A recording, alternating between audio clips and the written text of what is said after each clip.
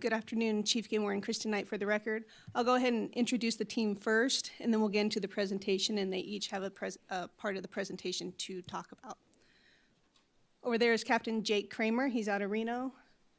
Lieutenant Chris Walther, he's out of Las Vegas. Lieutenant Investigator John Anderson out of Panaca. Lieutenant Wes Coons out of Reno. Lieutenant Jason Jackson out of Elko. Dispatch Supervisor Susan Carrillo. And then Radio Communications Supervisor Ted Lienhard.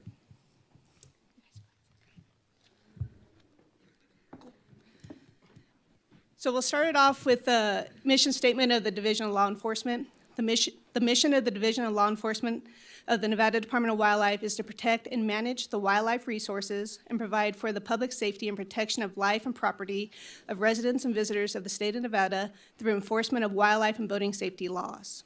We are highly trained, dedicated to service and education, technologically advanced, and respond rapidly to change.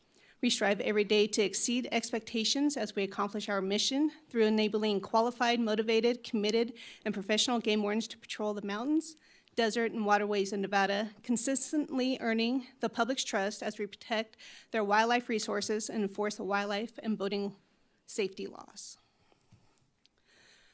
When we are fully staffed, we have 41 game wardens, 3 captains, 3 investigators, which include 1 lieutenant investigator, 3 regional lieutenants, 10 field game wardens in the western region, 7 field game wardens in the eastern region, 14 field game wardens in the southern region, 1 chief, 3 administrative assistants, 5 dispatchers, and 2 radio technicians. Currently, we have 1 captain out of 3, 2 investigators out of 3, 3 regional lieutenants out of 3, 8 Western Region field wardens out of 10, 7 Eastern Region field wardens out of 7, 6 Southern Region field wardens out of 14, 1 of the 6 is currently in field training, 1 chief, 3 administrative assistants, 4 dispatchers out of 5, and 2 radio technicians. So we are the face of the department. We're the ones that actually usually have the most contact with the public. So we have a little video here to start it off.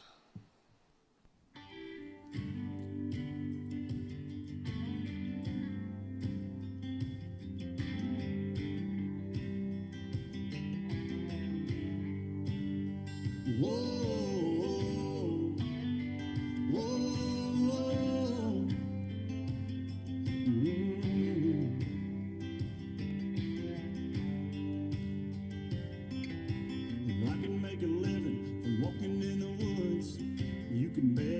Sitting pretty good, high on a hill, looking at a field downwind.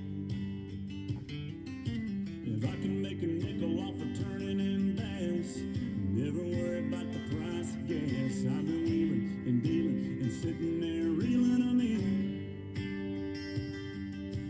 Hunting, fishing, loving every day. That's the prayer that a country boy prays. Thank God he made me this way. Fishing and loving every day, early in the morning, late in the evening, I'm doing a red dirt rich and Flare River Plain, fishing and loving every day. So the programs we'll discuss today is enforcement, wildlife and boating, urban wildlife, Operation Game Thief, guides, investigations, training, radios, and dispatch. And the first one up is wildlife enforcement, and that will be Lieutenant Jason Jackson.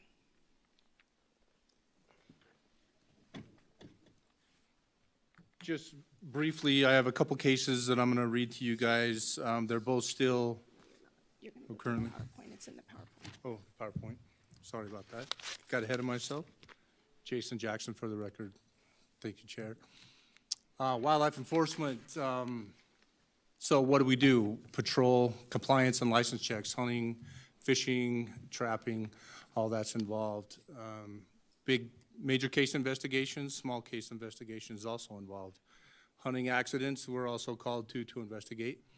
Education, on the education side, we step into schools and through community relation. We also teach hunter education courses in our local communities, something that in the years past, in my 20 years as a game warden, I prided myself in teaching hunter education, get to see a lot of these young hunters come onto the scene, especially in the field. Also, contacting these first-time hunters in the field is probably one of my most past enjoyable, when I was in the field a lot, portions of my job. So, patrol areas, as far as the state, is a very large state. Nevada's largest state in the continental U.S.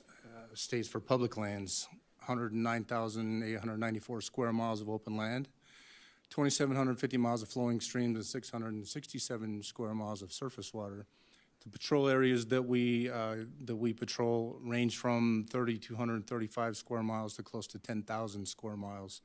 My old patrol area in Area 6 was about 9,000 square miles, so just one warden. While on wildlife patrol, one of the best things and most interesting things is you never know what's going to be around the next corner, so it keeps it interesting, right? You never know who or what you will potentially encounter. Your backup, if there is any, could be potentially hours away or miles and miles away. So we have to act to make quick decisions, or we can take the decision to potentially come back if we have enough information. Large camp, large investigation, do we need to go in there and take care of stuff, or can we hold back, wait until backup or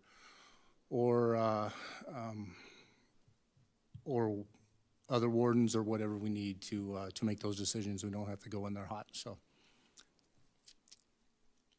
this was a specific circumstance where the warden did react. Just play.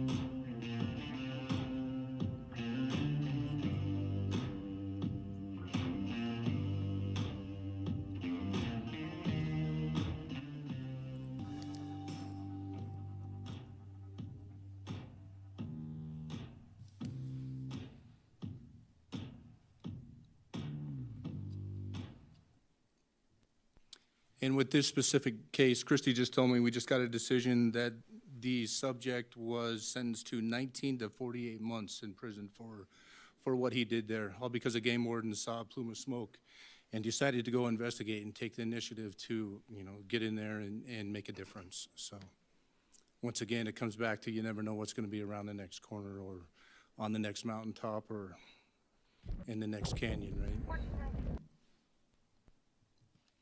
Couple case highlights. Now I'm ready for the cases. So the first one I'm going to talk about, and these are both currently ongoing. So I'll talk about our decoy operation first. Back on October 7, 2023, Endau Game Wardens initiated a mule deer decoy operation in an area where two separate hunt boundaries come together on each side of the main county road. Hunt unit on the north side is associated with Hunt Area 6, and the south side is Area 7. The road had been determined to be a main or general county road by the Elko County maps. The specific area chosen for the decoy operation has been known to be a problem area in the past for nighttime hunters and other violations such as shooting from the roadway and other multiple violations in the past. The location of the decoy was approximately 50 yards off the main roadway and placed to provide a substantial backstop if it was shot at, so it had plenty of backstop in behind it. The deer decoy that was utilized was a small frame, non-trophy class 4-point mule deer. The decoy operation commenced at approximately 4:30 p.m. on this day and continued till approximately 9 p.m. at night. During this time frame, 5 separate vehicles were documented driving by the decoy without stopping and or noticing the decoy. At approximately 7:30 p.m. and well after dark, a sixth vehicle drove by the decoy and stopped, with its headlights facing towards shining on the decoy. Upon stopping the vehicle, the warden near the decoy observed a muzzle flash and then heard a report of a large caliber rifle, shortly followed by another report from another rifle. The warden's view of the shooters was obscured due to darkness and the position of the vehicle between him and on the roadway. He couldn't see the shooters or who they were. Ultimately, it was determined in this case that two separate individuals chose to shoot at the deer decoy from the main roadway. They did exit the vehicle before shooting. However, it was determined that they both shot at the deer from the roadway. It was also determined that two persons that chose to shoot at the deer had mule deer tags for Area 7. The decoy had been placed in Area 6, hunting out a unit. It was ultimately determined that two shooters committed multiple violations by attempting to take a deer with artificial light and after legal hunting hours. They also shot from the roadway and attempted to take a deer outside the prescribed hunting unit on their tags. There was also a loaded firearm found in the vehicle on the backside of the passenger seat. At this time, only one of the three individuals that were charged in this case pled guilty to a gross misdemeanor for attempted unlawful take of a big game animal under NRS 501-376. The other individuals in this case, of one is a juvenile. Charges have been sent to Elko County Juvenile Justice Court. Juvenile was also one that had been in charge with shooting at the deer decoy. The third person in this case who charges were filed against was the driver of the vehicle, who held a small spotlight out of the window, shining it on the deer as the other two people shot at a deer decoy. Charges were filed against this individual for aiding and abetting, the others with the attempt to take unlawfully take a big game animal. This subject recently pled not guilty on Monday, and this case will potentially go to jury trial in Elko County. That's it for our decoy operation. The decoy was a success. We've done them in the past. We've had a little bit of success with other animals. Chucker decoy in Lander County that was successful. This deer decoy has been deployed that I know of maybe 6 to 10 times. Our district attorneys are on board. Majority of the attorneys now are on board with these decoy operations. So it's maybe something that us game wardens will get to do more of in the future. So that's it for that case. I'm going to move on to another case that is currently ongoing. This case involved back in November 2022, a Nevada game warden received information regarding a person or persons that had possibly illegally shot a mountain lion out of a leg hold trap. The reporting party had been lion hunting in the area and was trailing a mountain lion track. The party had to remove 2 of his hunting dogs from leg hold traps. During and after the removal of one of his dogs from the traps, he noticed indications around 1 or 2 of the traps that indicated that potentially there had been a mountain lion caught or captured in those leg hold traps prior to him being there.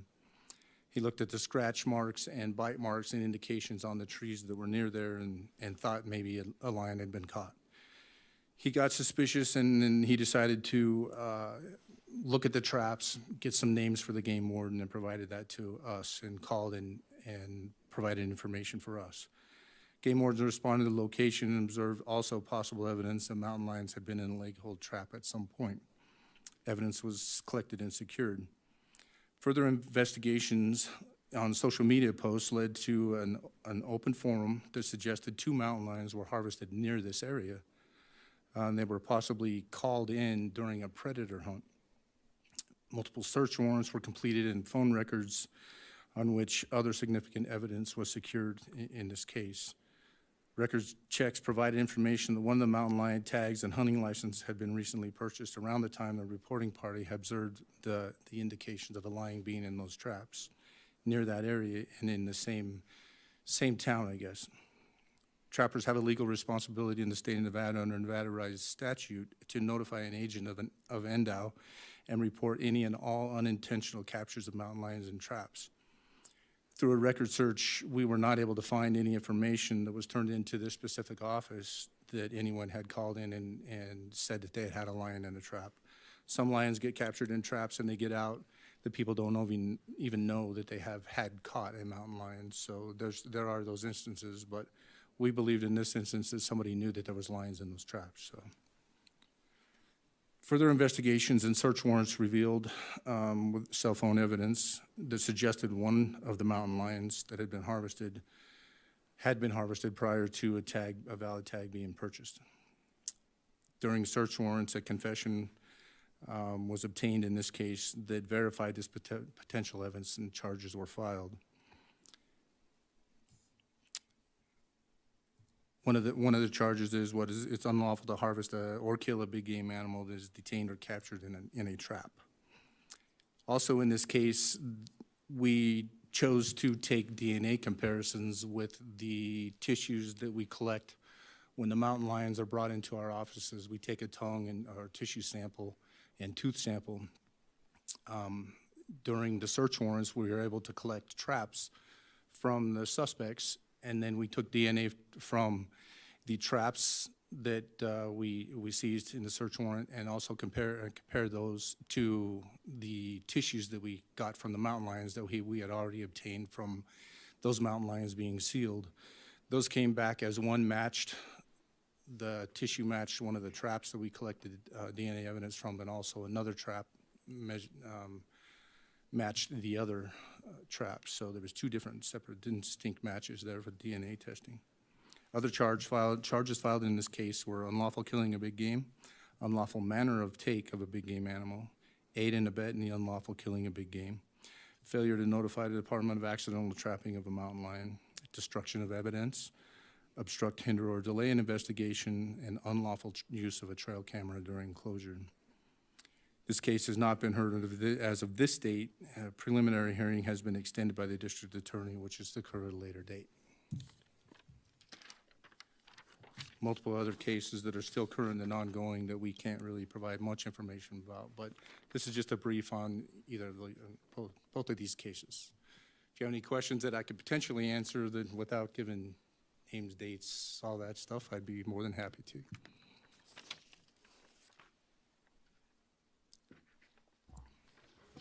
I want to thank you, Mr. Jackson, for working with the hunter education program. I mean, years ago, I worked with Tyler Turnipseed, and I thought the idea of changing kids' attitude towards law enforcement was invaluable, because then during the classroom, they saw that they were there to help you. So I thank you and your fellow wardens that work with hunter education.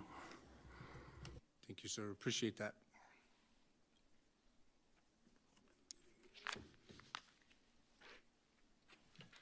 Good afternoon, Commissioners. Game Warden Lieutenant Chris Walther, Southern Region out of Las Vegas. As you know, Las Vegas is our primary job for game wardens. Approximately 6 to 8 months out of the year is recreational boating enforcement and safety. Number of patrols, Lake Mead, Lake Mojave, through the Colorado River and Laughlin, which gets very busy during the course of the summer, and especially during the holiday weekends. Obviously, patrol, vessel safety inspections are a priority.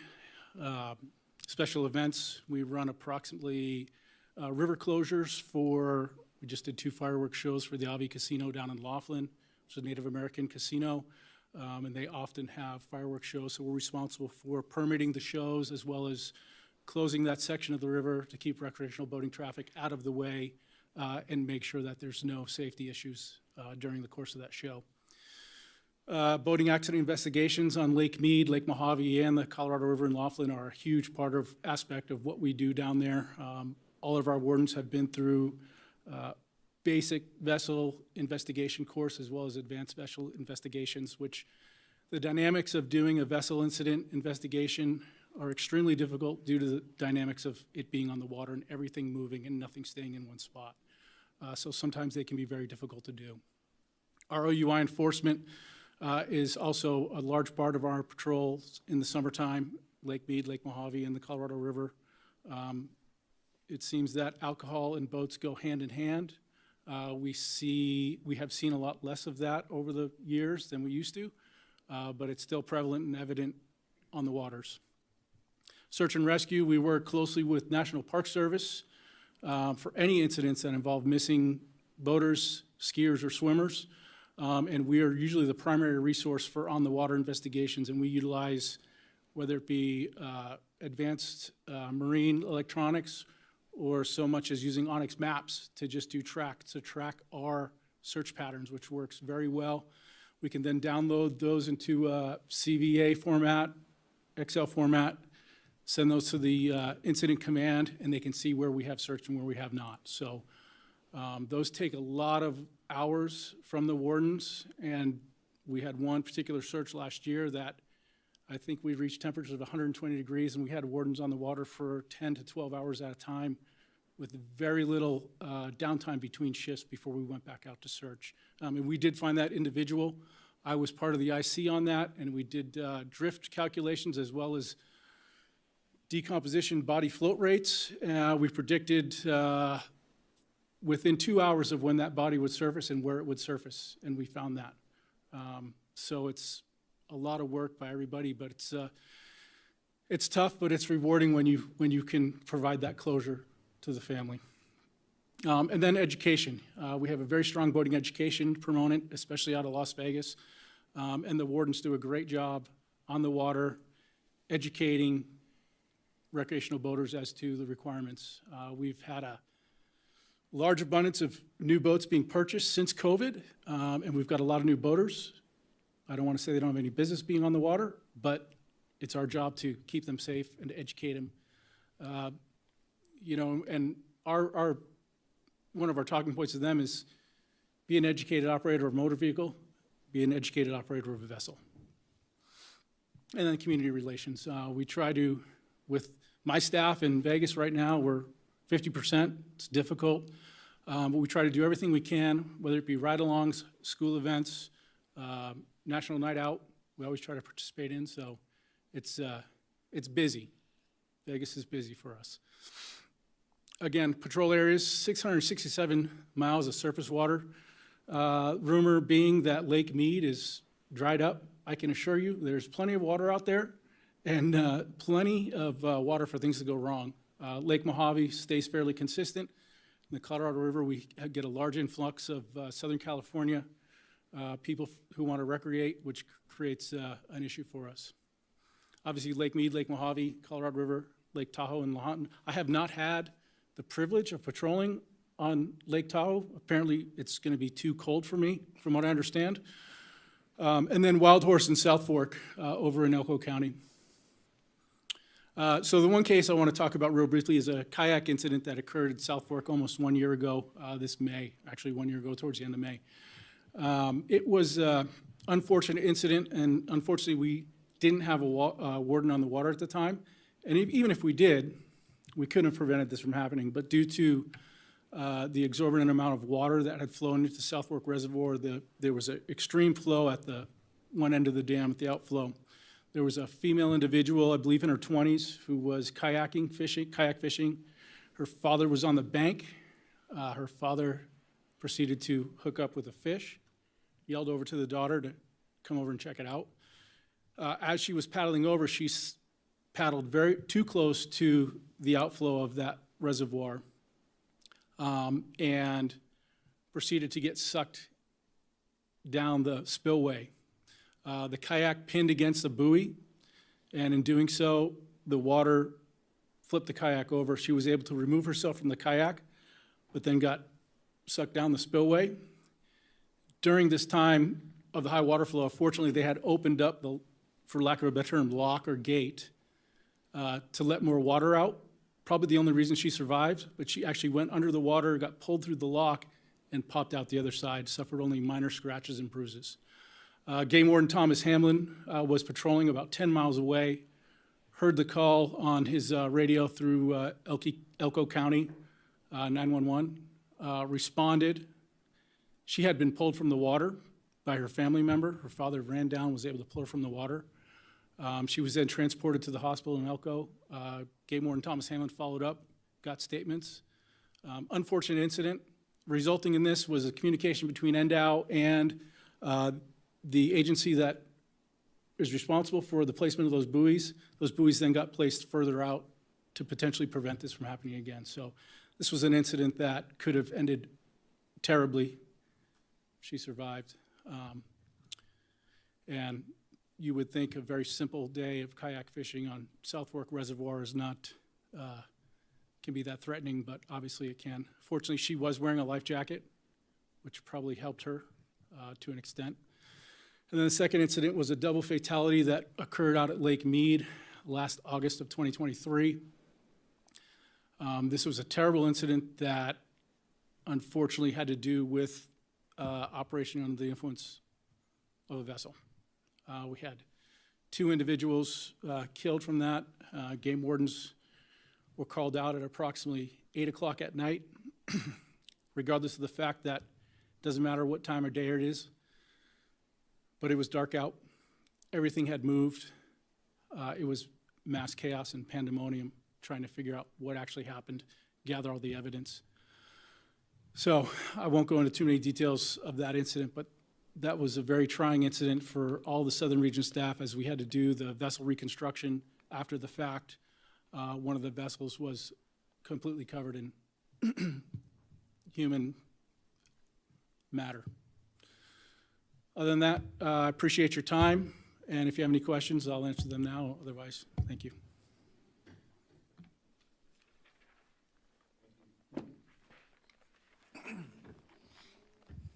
Hello, I'm Lieutenant Wes Coons out of Reno. As we know, urban issues are becoming more and more prevalent, as discussed this morning. This call here, or this photo of this lion in a tree, was an actual call that law enforcement received regarding a lion in a tree. We take those calls very seriously, but you show up and then you get this, right? So you never know what you're gonna get. Urban wildlife calls, dispatch receives roughly 250 to 300 calls per month regarding urban wildlife.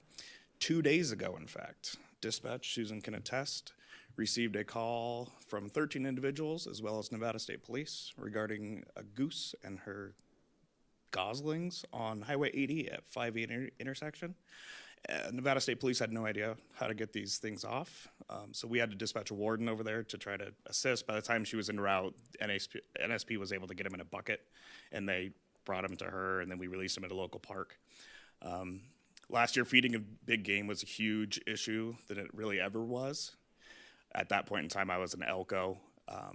Utah was asking residents to feed their big game to where we were still against it. People felt sorry for the animals. We had multiple cases where fawns or other deer would just lay down at people's doorsteps, like just wanting something to happen, whether it was taking care of them or feeding them. Coordinating with wildlife services, they're a huge asset to us right now. We've been getting a lot of lion attacks and everything else. The second somebody says, you know, my pet goat, my cow, something like that, we can outsource a lot of our calls to wildlife services. We do that in 2 parts. It frees us wardens up to kind of do what we have to do within the area between investigating what actually killed this livestock. So we follow up with wildlife services, but then we also follow up with the homeowner once the incident's been taken care of to ensure that their questions have been asked or answered and they've been taken care of. Jack with Wildlife Services has been really good with us. UNR's long-term study with urban bobcats. So the bobcat in the photo on the left, that bobcat is collared. It's collared by UNR. They're doing a long-term study regarding the domestication of bobcats within the Reno area. That bobcat, we think it's the same one, has been caught multiple times killing backyard chickens. When I got this one, it got itself trapped in a coop after it killed 13 chickens in somebody's backyard. And we're pretty sure it was the same cat 2 weeks before that got in the same people's backyard and killed 4 of their ducks. So it's becoming a huge issue. The doctor associated with this, she begs us not to dispatch these bobcats because she needs the data and she doesn't have any money to collar additional bobcats. So we do our best to accommodate her because we are also looking for that data. Right, we want to be able to say what these bobcats are doing in urban situations. The photo on my right is from the big snowstorm, but 1.5 years ago now. That's out my front door in Elko, when the deer was just demolishing our pumpkins right after Halloween. This is something we're kind of seeing more and more frequently now, which is something we do not want to see. Right here on the 9th of January, coyote attacks a 2-year-old girl at Lake Las Vegas, near the grocery store. Lieutenant Walther was able to kind of use a handful of coyotes out of that one. We were able to dispatch some coyotes out of that. It's hard down there because we get people that think they're dogs and they start feeding them and then they come closer and closer and closer to people and it just creates this issue time and time again. I don't know if many are aware, but City of Las Vegas recently enacted an ordinance for basically banning of feeding of wildlife, any wildlife on city-owned property. but it stops at city-owned property. And the problem with that is you get one person that starts feeding it, then they come closer and people start feeding them because they think they're dogs and they feel sorry for them. We encourage people not to feed them, especially with like big game. The bears up in Tahoe become a huge issue, as Becca described earlier with the trash and all the rest of that stuff. But as far as feeding coyotes, all you can do really is tell them not to do it. I'll leave you with this. While it doesn't look like it, that is actually a game warden, Quinn Hesterly out of Elko, probably on a day off. This is an urban call that we received at South Fork Reservoir. Warden Hesterly, being the all-around game warden that he is, decided to go out there and make it happen, so I'll leave you with this video.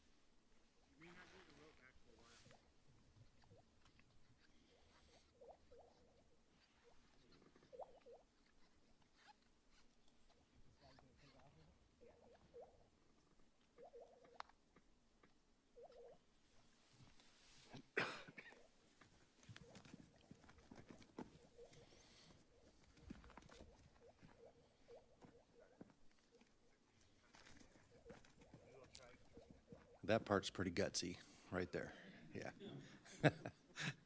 For the record, Jake Kreamer, Game Warden Captain. It was very good to see y'all again. Two programs I'm going to discuss with you today. First, the Operation Game Thief program, which I oversee, and the second will be guides. Operation Game Thief was established in 1981 in conjunction with the Operation Game Thief Citizens Board. They're still in act today.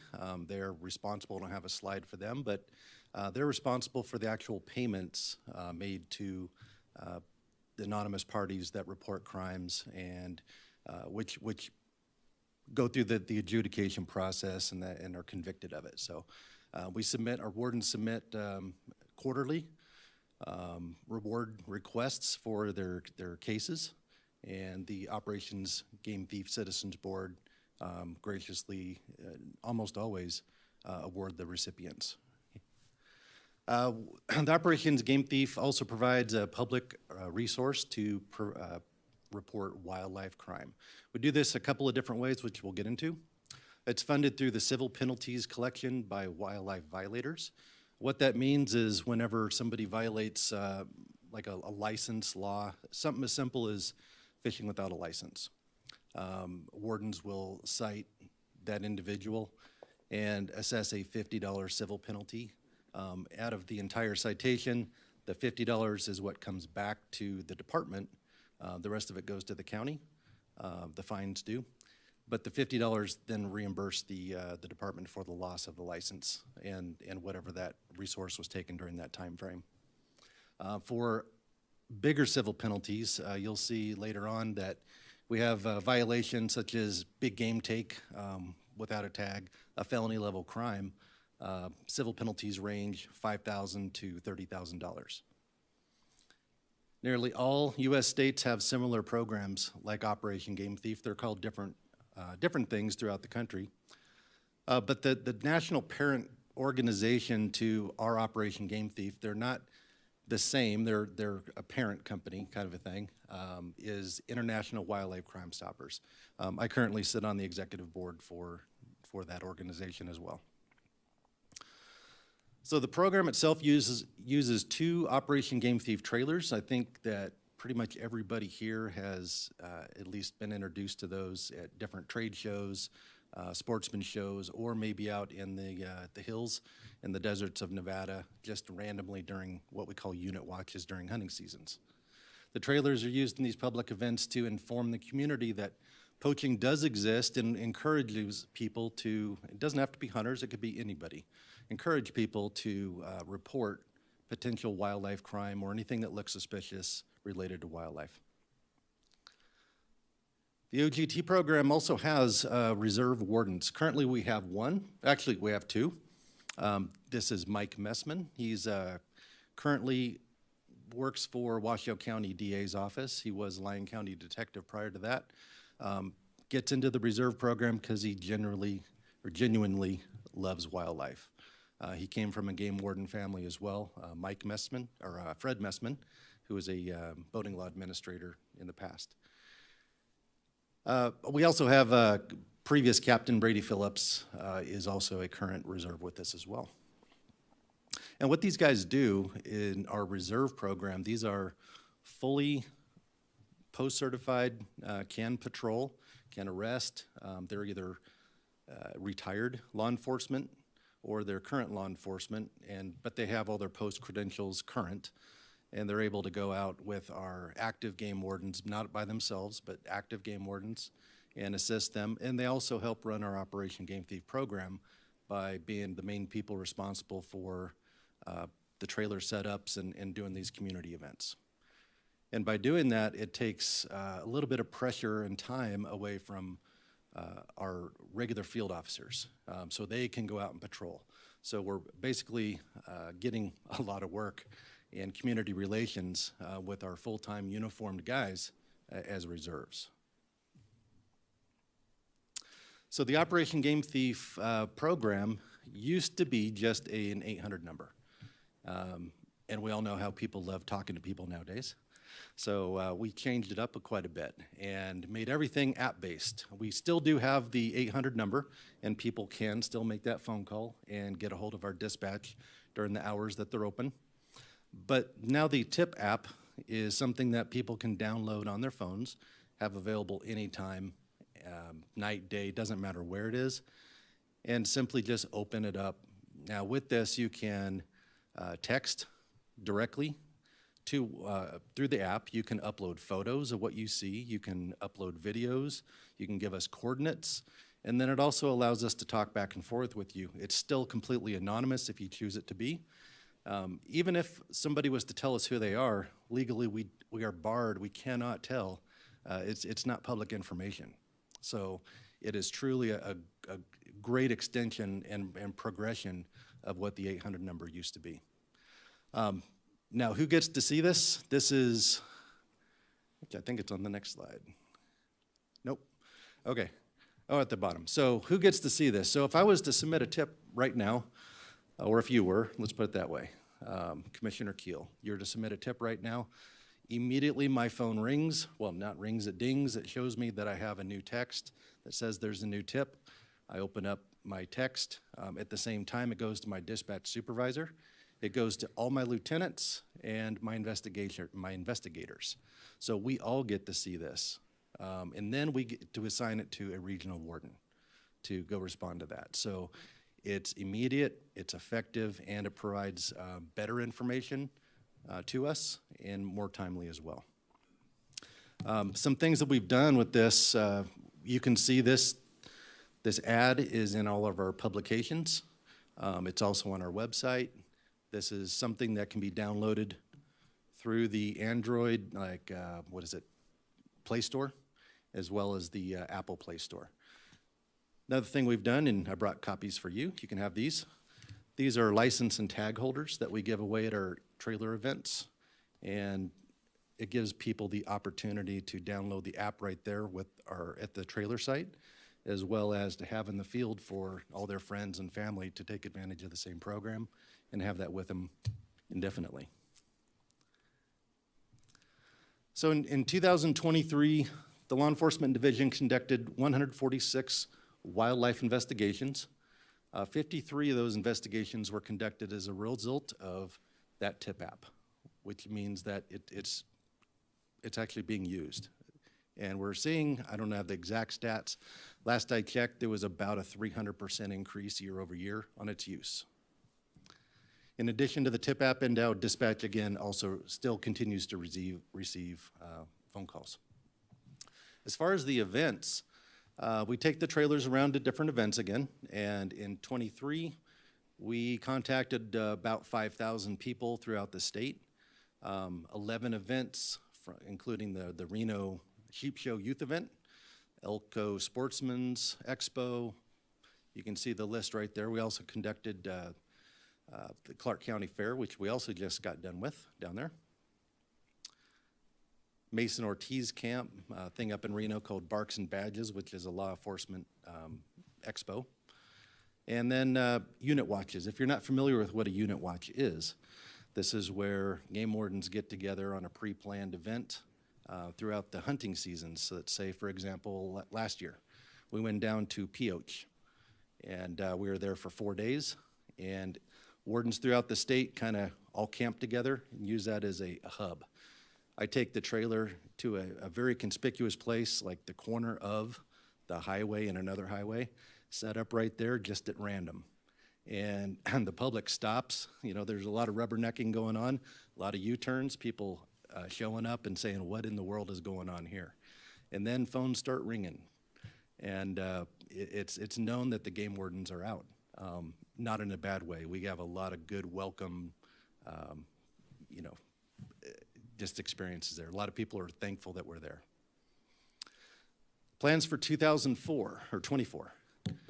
So what we did last year is trailers need a little sprucing up. Things were getting a little old, so decided to go ahead and purchase some new systems for it. Solar, adding solar systems to it, 200-watt solar panels, inverters, 12-volt lights, so we can have lights indoors and not have to pay the shows, $300 for a light switch. And then we're also bought TVs, and we're working with Con Ed right now to have a different series of presentations to play on a loop during any and all events. Everything from what the tip app is to general, you know, game warden activities, but just promoting the whole idea of wildlife crime is something for everybody to participate in reporting of. Yeah. All right, guides and outfitters, changing gears. So the program oversight goes through my office in conjunction with administrative assistants Jennifer Miller and Emily Hobbs.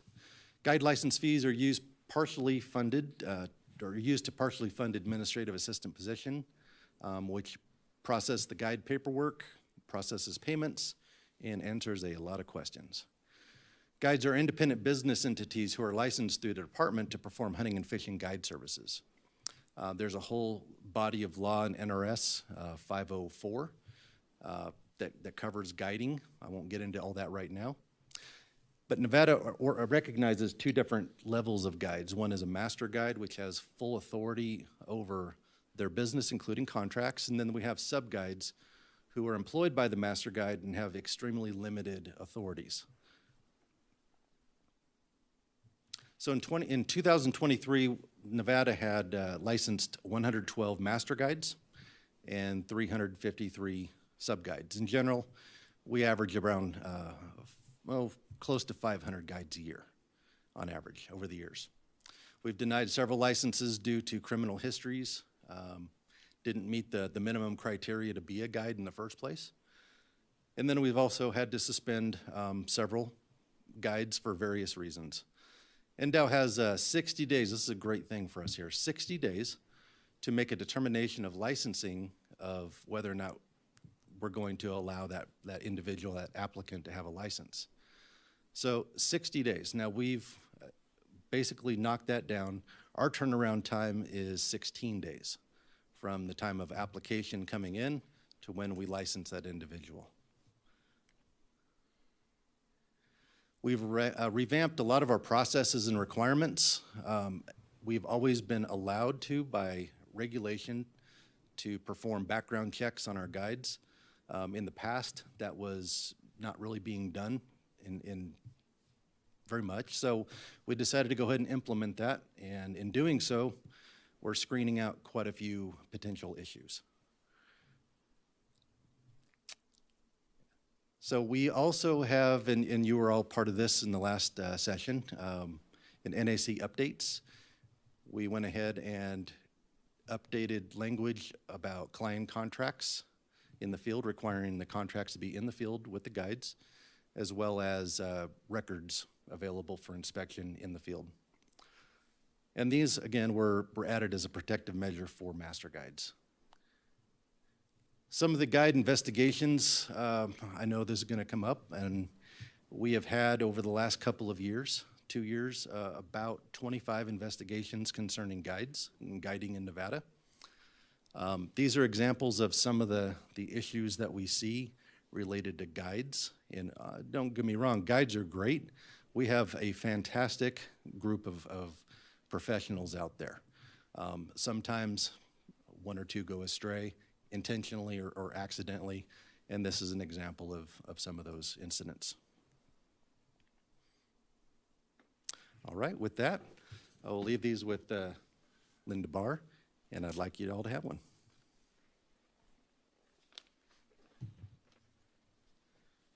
So I'm Investigations Lieutenant John Anderson, for the record. Recently hired about 8 months ago to take over this program. An investigator in the Nevada Department of Wildlife is like a detective for a police agency, where we hire people for these positions that show drive, determination, and really go out and learn warrants. They're really proactive guys, and they're people who become mentors for investigations for younger field wardens. We created a mission statement. I'll just read through this real quick. So the mission statement of the Nevada Department of Wildlife Law Enforcement Division Investigations Unit is to provide expert-level investigation of wildlife and boating crimes. Investigators provide advanced knowledge, training, resources, and equipment to investigation efforts statewide. We provide investigative mentorship to wardens within the Law Enforcement Division. Investigators are catalysts for regional efficiencies, detection, prosecution of wildlife and boating crimes, and the overall success of the Nevada Department of Wildlife. There was a time there where it was thought that maybe investigators were not serving our purposes as good as they could be, because we were pulling uniformed wardens out of the field to become non-uniform guys in plain trucks, plain clothes. It's been proven around the nation that investigators, when done correctly, that they increase the efficiencies of regions. And that's what we want our investigators to do. We're taking those long-term investigations that really grind on a game warden from the field guy, and giving him the opportunity to be out there flying the flag. And we're grinding on the 2-year-long investigations, so our guys can get out there and make the contacts and do the things they need to. Right now we have Captain Jake Kreamer is over our program. I'm the lieutenant. And then we have one regional investigator in the southern region. We are now hiring another one. Applications are in, and we've got some really good applicants for that position. And then we'd like, eventually, my goal as a lieutenant over this program is to have another one. So one regional investigator for each region. And we're gonna push really hard for that. So what does an investigator do? I went over this a little bit. We assist and mentor field wardens. We develop case-specific investigations, strategies, operational plans. These are things that it takes a long time to learn these skills. A new warden doesn't have the skills that an investigator has. And so we're briefed on case law, interview and interrogation, undercover operations. We have specialized equipment that we maybe can't afford for everyone in the region, so the investigator would have really good cameras, night vision, things like that for that region.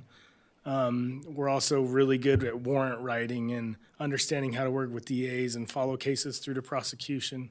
We train our investigators at a higher level than anyone else in the region so that they can be investigative mentors for that region. And then, we send them to classes all over the nation to develop those skills so they can bring them to their regions. We take on, it's not a burden, but it takes a lot of time to do a residency investigation. It takes a lot of knowledge on how to develop those cases, and it really bogs down a field warden to have to dig into where does a person live. So a lot of those investigations come to us, and we're really skilled at those investigations. What did I do? I broke it.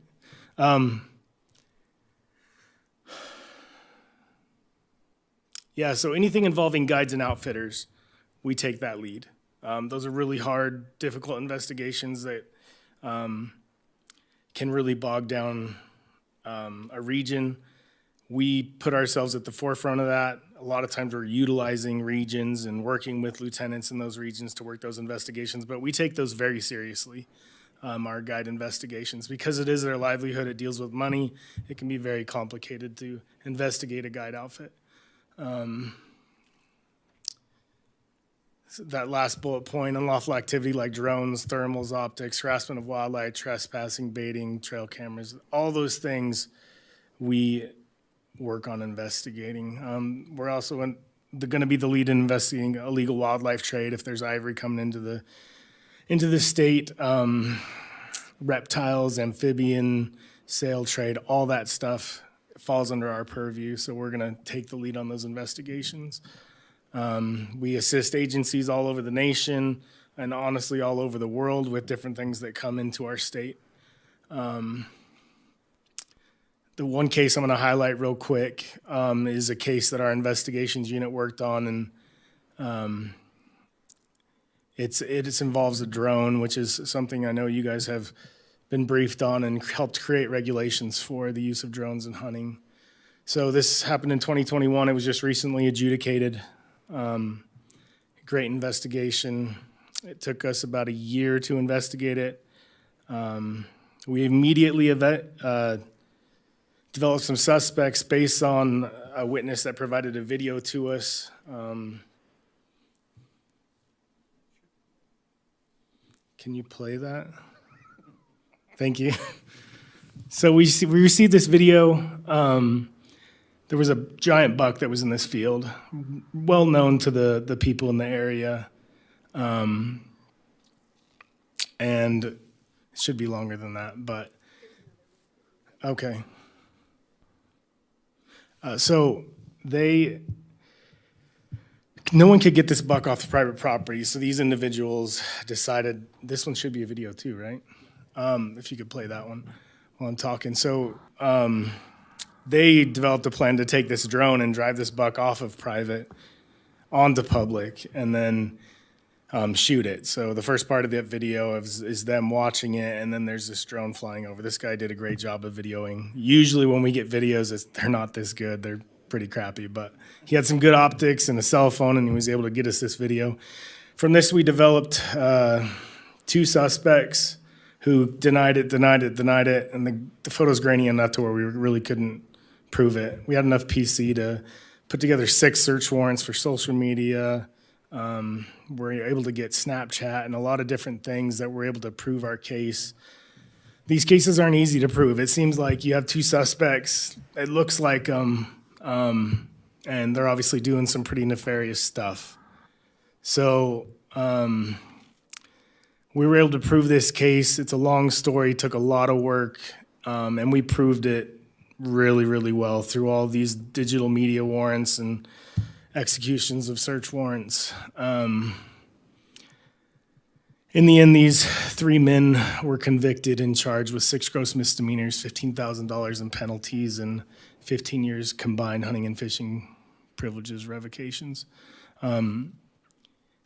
This is just one example of what a long-term investigation looks like. It's not going in and writing a ticket. And our field wardens do this stuff too, but sometimes the lieutenant may decide that I don't want my guy that patrols Area 10 to spend 3 months during hunting season working on this, and it needs work now. So I'm going to take my investigator that's in that region and assign him that case so we can free up our guys. Investigators are essential for what the Nevada Department of Wildlife Law Enforcement Division is trying to do. And we're going to keep building this program. We want it to be something that every single game warden aspires to become. Like, it's the culmination of your career when you become an investigator and become that mentor for your region. So thank you. Kristy Knight for the record. I'll fly through the training section. I believe it was made fairly long, but we do complete a lot of training. For new wardens, they have to go through the post-academy, which is 16 to 22 weeks long, and then a field training program that's about 19 weeks long. This is all the mandatory training for post requirements in CGIS, NCIC, and not less than 12 hours in racial profiling, mental health, well-being of officers, implicit bias recognition, de-escalation, human trafficking, firearms training, daytime, nighttime, baton refresher, OC refresher, taser refresher, arrest control tactics twice per year, use of force review, and implicit bias and cultural competency biannually. This is some Warden's training. Supplemental training for law enforcement, obviously CPR, TCCC, use of force, First and Fourth Amendment, narcotics, report writing, all the important things to be a law enforcement game warden. Then for boating specifically, we have U.S. Coast Guard navigational rules, seated batteries of standardized field sobriety tests. That's to actually get the intoxicated operators off the water. Vessel operations, because you have to learn to operate a boat before you can operate a boat. Personal watercraft operations, vessel collision investigation, vessel collision reconstruction, officer water survival, and reality-based scenarios. And that was one of the trainings coming up to PWC. Supplemental training for wildlife enforcement efforts, chemical mobilization, reality-based training, use of hunting, fishing, or training equipment, detection of, investigation of trapping, hunting, or fishing violations, use of ATV and UTV, and off-road emergency vehicle operations, and recovery techniques. We get stuck quite often. And then this is some of the training that we do. On the left is UTV, ATV, and then the other is reality-based training. Some of the specialty programs we have within our training is NASBA accreditation, leadership development program, peer support team, body-worn cameras, and then we train the front staff on identifying stolen vessels, illegal titles, and things of those natures. National Association of Boating Law Administrators. If you want to go in more detail, but I know we're way behind, so I wanted to fly through that. I'll fly already. Okay, thank you. Good afternoon. For the record, my name is Ted Lienhard. I'm the Communication System Manager for the department. In speaking to my father, who's gone on, I could talk to him for 20 seconds and he'd glaze over. I'm not going to talk to you about electronics, and I'm not going to talk to you about radios. You want to know about that? Let's talk. That's not what I'm talking about, but I do need to give you just a few simple things that we have. Within our state, we operate a statewide two-way radio system to provide emergency and operational communications for the employees in the field. Communications personnel, there's myself, I have a technician named Robert, and I have another guy. He is a so-called seasonal. He works part-time, but he had my job. So he only gets paid when he works. And boy, is he a great asset. Often other times, other communication systems are either lacking or completely unavailable in the areas that we go. And so we absolutely have to have our own radio system to cover many of the 110,000 square miles in Nevada. Department radio system consists of a statewide dispatch center. You'll be hearing a lot more. We're saving the best till last. 7 remote-controlled base stations, 32 repeaters, and then 252 mobile radios and 67 handheld radios. Now, the department radio system was begun in the mid-1950s, and as they say, that was before my time. Now, this is where it gets fun. I'm going to kind of take you on a few of the things that we get to do, not so much the electronics and stuff. That's it. That's the stats. That's the stuff. Here, this is the road coming toward the Delano Peak repeater site. That's up by Montello. You'll notice the small 2-track leading off to the left. That 2-track is actually the best way up to the site. And then you get to this part. This place right here, it's often difficult to establish the scale of what's seen in the photograph. I've circled our radio site in red. If you look really carefully, you'll see the tower up there. It's a long way away. However, as you can see, snowy conditions like these on the same Delano Peak change everything. One of my favorite examples of this variability is a radio site known as Snow Valley Peak. It's near Carson City, up above Spooner. It has a commanding view of Reno, Carson, Minden, and Lake Tahoe. And in the summer, driving to the site is accomplished by dry dirt roads. It's really fun. You don't get to drive on the Tahoe Rim Trail very often. We do. But in the winter, when the site is covered with snow, either a helicopter or a snow vehicle is necessary to even get to the site to accomplish repairs. And the more snow, the more difficult it gets. What you see on the different protuberances up there is what's called rime ice. It's an ice that coats every exposed surface on a mountaintop. And so it makes climbing of towers and poles really hazardous. Now, without snow cover, it's possible to see the remains of antennas, solar panels, other items that have been destroyed by the high winds and rugged weather conditions at these high elevation sites. Final radio site today is known as Maggie Peak, which received that name from the Nevada Highway Patrol back in the 70s. There are other radios and other buildings on the site now. It's more commonly known as Trident Peak. But if you notice the solar panels on the ground that are underneath those panels, those old panels were torn off their steel mount and broken by a wind estimated at above 130 miles per hour. And then please also notice the top of these new panels is well above the head of myself, the photographer. I stand 6'5" high. These are the same solar panels, or will be. Get over there. There you are. Okay, these are the same solar panels freshly uncovered in the snow from last year. Uncovering them allowed the sun to shine on them, providing electricity to power our repeater. One of our NDOW pilots and one of our NDOW biologists did the work to uncover these panels. And this is the building on Maggie Peak during that same flight, buried by the snow. Thank you so much for this opportunity. And again, if you want to talk about electronics or radio, we could certainly do that, but I hope you enjoyed it.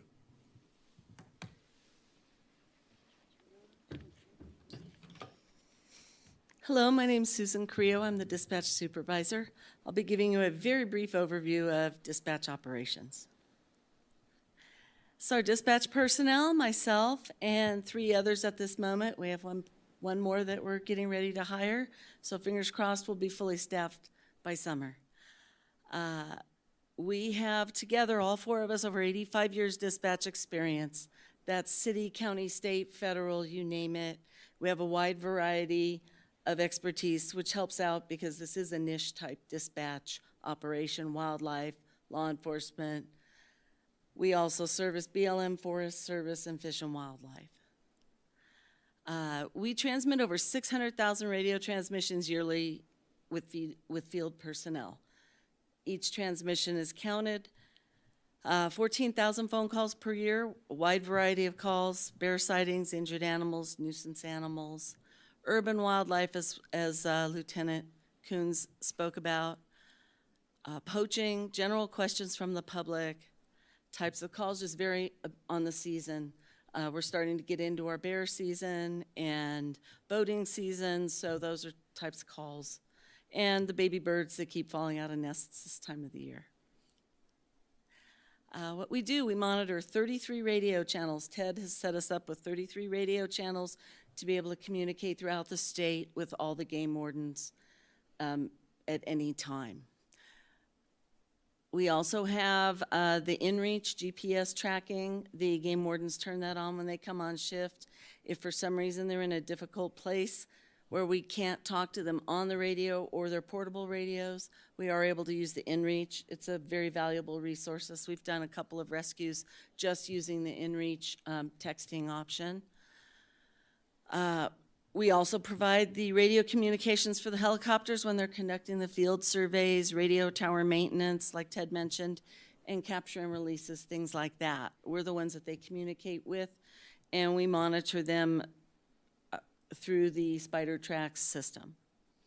We also work with the local city, state, and federal agencies throughout the state, as well as assisting them on emergency calls, as well as them backing us up as well. So we're talking to a lot of different people, not just our game wardens. We also have a lot of paperwork.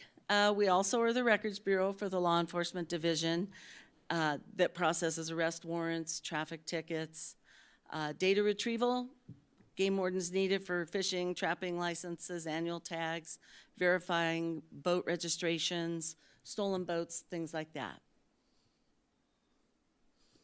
We're open 363 days a year from 6 a.m. to 11 p.m. We're going back to that schedule in a couple of weeks. We're glad to hear that. That's our main phone number. We also have a We also have an email. Feel free to email or call. And that concludes my presentation. Does anyone have any questions?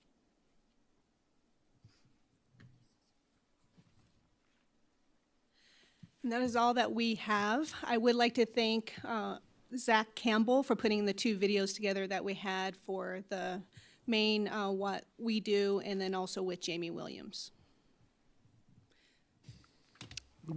Thank you. Any questions from the commission? Commissioner Booth? Thank you, Kristy. I think it's wonderful what they all do, and the old saying, you lead by example, and I think they show their leadership abilities in their individual departments because of you, and I want to thank you all for what you do for us, and also when you are here on duty at all of our commissioner meetings. So, thank you. Thank you. Commissioner McNinch? Thank you, Mr. Chairman. Yeah, it's easy to take for granted what you guys are doing, so I appreciate it too. I did have a question for Ted.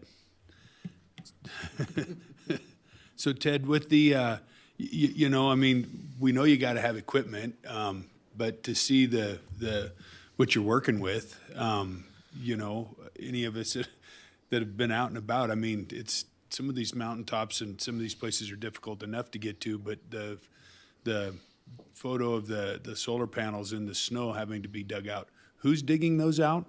That was our NDOW pilot and one of our NDOW biologists from Winnemucca. So they actually helicoptered to the top of the mountain. I mean, Yes. there's a use of that helicopter we never talk about, and it's critical. But that looked miserable, and it looked like a lot of work. And so you have to pretty much do that within a certain time frame of every big storm that hits in order to maintain communications. The best time to maintain everything is in the summertime. Unfortunately, that's not when it breaks down.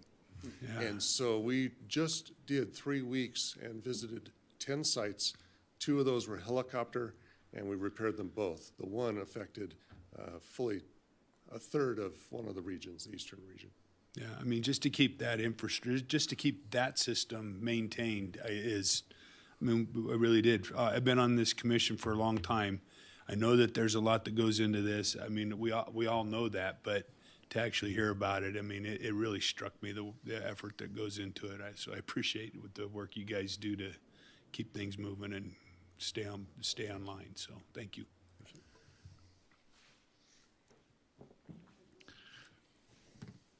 Any additional questions or comments? Yeah, thank you, Chairman. No, I just want, not a question, just thank all of you personally for what you do out there. I mean, since my time on the commission, I remember one of the first meetings asking Tyler Turnipseed about, you know, how staffed up was that division, and it's always understaffed. You know, and recognizing that you guys do a lot with very little, it's a testament to your guys' dedication, and I appreciate it. Thank you. All right, thank you very much for the presentation. Director Janae? Yeah, thank you. Before we wrap up, I just want to thank the commission for the opportunity again for this, you know, to be able to get the divisions up here and kind of tell you guys about what they do and get a better understanding of what the department deals with, but also to the law enforcement division. It's no secret that in this day, there's a lot of demand on law enforcement, and these people can work anywhere. And to have the ability for them to have the passion and the purpose to stick with the agency when there's other places that they could be working, we don't take it for granted. We actually appreciate, you know, their commitment to the wildlife resources of the state of Nevada, and I think they do a great job, and definitely want to thank them for their presentation today, but also for the work that they do. Much of it is unrecognized and unrewarded, but greatly appreciated. So just wanted to thank you. All right, thank you.